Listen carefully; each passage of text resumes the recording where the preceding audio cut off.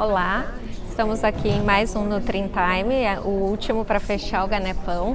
A gente participou agora, eu participei de uma mesa falando do condicionamento, do tratamento do paciente oncológico. Então a resposta falando do IMC e a resposta a esse tratamento, tanto da parte clínica quanto químio e radioterapia. Então a gente voltou a falar um pouquinho da questão da obesidade, que já sabe que é um fator de risco, mas toda a relação do prognóstico. Então teve a visão do cirurgião, a visão do oncologista e a visão do nutricionista. O Ricardo Caponeira colocou algumas coisas relacionadas ao que a gente tem de mais novo hoje em relação ao tratamento do câncer. A gente falou muito de terapia-alvo, de imunoterapia e as consequências disso tudo, pensando no manejo nutricional, que não vai ser muito diferente do que a gente conhece. É lógico que muita coisa a gente vai ter que descobrir para pensar o que manejar, mas toda essa relação do trato gastrointestinal, diarreia e toda essa parte de massa muscular a gente não deixou de enfocar.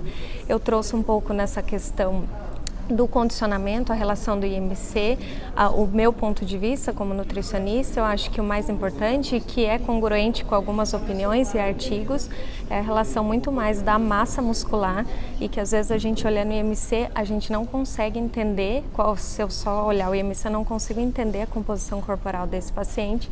Eu trouxe alguns dados do IMC, mostrando um exemplo pontual, mas que a gente consegue até ver num grupo maior de pacientes, no nosso dia a dia. Hoje a gente usa a dinamometria como um parâmetro de avaliação de rotina e funcional para esses pacientes. E aí eu mostrei alguns casos de paciente, por exemplo, de linfoma, que internou com um IMC de 25, ele passou por uma intercorrência, chegou aí para UTI, por uma sepse de corrente sanguínea, de infecção de corrente sanguínea, e aí o IMC não mudou, ele foi de alta, reinternou com a gente agora por uma complicação. Ele tinha feito um condicionamento, vai fazer um transplante, o IMC continuou o mesmo, mas se a gente for olhar para a força do aperto de mão, essa paciente teve uma força do aperto de mão na internação passada de 28, e ela saiu de alta com uma força do aperto de mão de 16 e retornou agora há pouco tempo com a gente com uma força do aperto de mão de 10.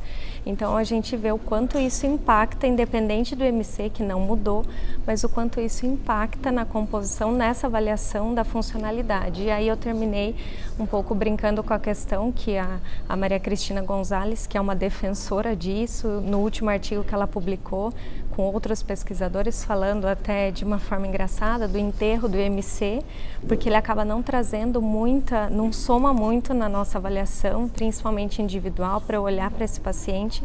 E aí o meu ponto de vista vai ao encontro do que a Maria Cristina costuma colocar muito, que é quem vê IMC acaba não vendo composição, e isso a gente reflete mesmo nos estudos. Tem diversos estudos e foi bastante mostrado nessa mesa, tanto estudos cirúrgicos, mostrando essa relação de sobrevida, a sarcopenia e a resposta à quimio, a toxicidade, que a gente discutiu bastante, mas também essa relação do quanto a perda de massa muscular pode impactar e no desfecho desse paciente, na resposta ao tratamento. Então foi bem interessante e acho que fechou de uma maneira bem boa esse ganepão aqui 2018.